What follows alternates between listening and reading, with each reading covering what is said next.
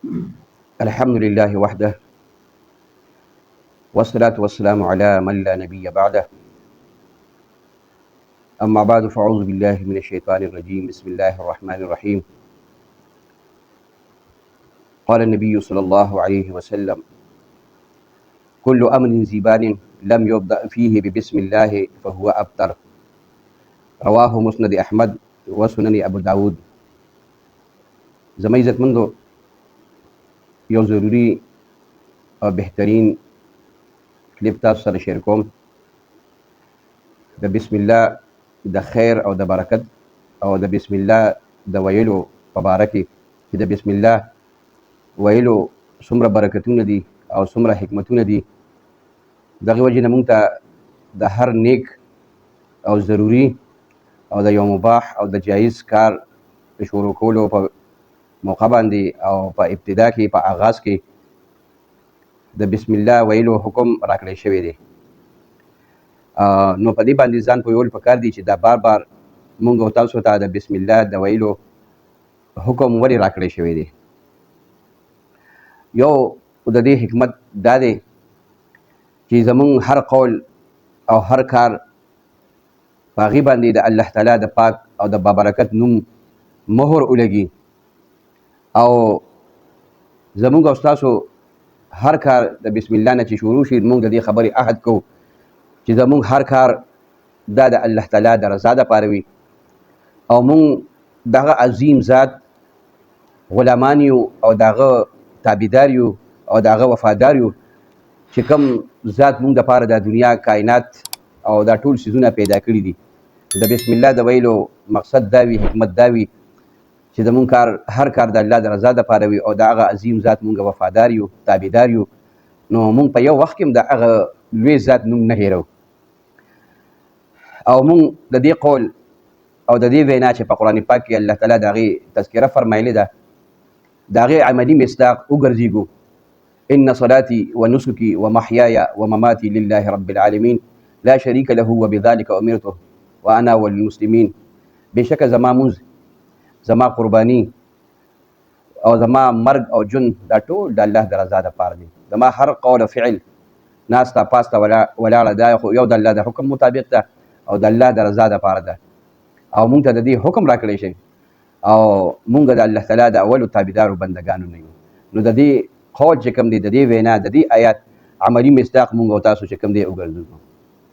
بله دا ورونو چې مونږ او تاسو بسم الله وایو، په دې کې مونږ د یو خبرې اقرار کوو چې انسان لوی نه لوی ولې انسان ولې نه وي، او هغه ته الله تعالی لوی نه لوی صلاحیت او ذهن ولې نه ورکړی، او لوی طاقت، لوی قدرت او مال دولت او وسایل الله تعالی دې ته ولې نه ورکړي،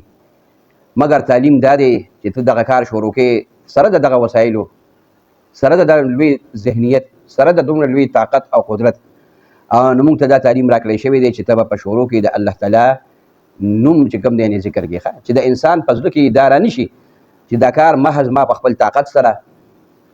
په خپل صلاحیت سره او په خپل ذهانت سره او یا د خپل مال دولت په بلبوتې باندې دا کار وکړو، بلکې صرف دا د الله تعالی مدد او نصرت او مهرباني د ما سره، چې د الله په مدد او په نصرت او د مهربانۍ په وجه باندې ما دا کار وکړو. نو په دې کې بنده د دې خبرې اقرار وکړي. دریم دا زما عزتمندو چې مونږ د هر کار په شروع کې بسم الله ځکه وایو چې مونږ د دې خبرې اقرار کوو چې مونږ سره د الله تعالی رفاقت او د الله ملګرتیا، یعنی دا ده چې مونږ او تاسو ته د الله تعالی د معیت، د الله تعالی د ملګرتیا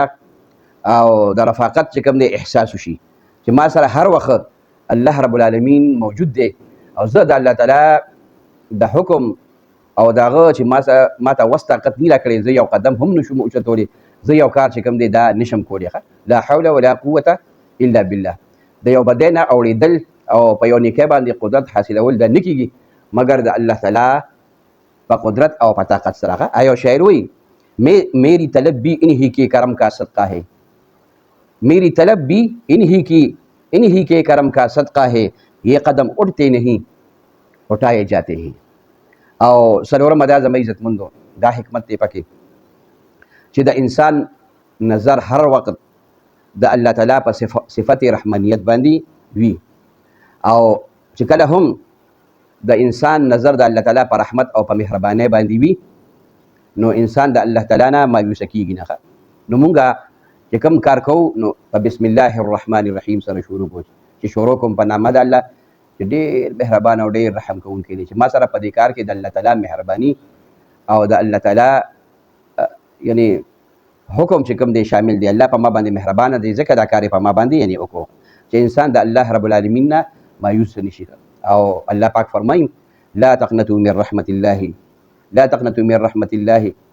او تاسو د الله تعالی د رحمت نه مه امید کی، ان الله یغفر الذنوب جميعا، الله تعالی ټول ګناه چې کوم دی یعنی معاف کوي. نو دغه رنګ زموږ عزتمندو خلاصه د دې خبرو دا وروته چې مونږ ته پکار دي چې د خپل کار چې هغه جایز کار وي، مباح کار وي، نیک کار وي، په شرط د دې چې د ګناه کار نه وي، نو مونږ د هغې شروع په بسم الله سره وکړو. نو دا بسم الله خیرونه، برکتونه او دغه رنګ چې کوم دی د الله تعالی مدد او نصرت، د الله معیت او د الله مهرباني به زمونږ او تاسو سره چې کوم دی یعنې شامل حال وي. راځئ چې د دې خبرې مضبوطه او مصممه اراده وکړو چې نن نه بعد کم کار هم مونږ کوو یو جایز کار، نو هغه به د الله تعالی په پاک نوم مبارک سره چې کوم دی یعنې کوو. دې د وجې نه چې مونږ او تاسو ته د الله تعالی د خوږ نوم په برکت سره ډېر خیرونه او ډېر برکتونه حاصل شي. واخر دعوانا ان الحمد لله رب العالمين.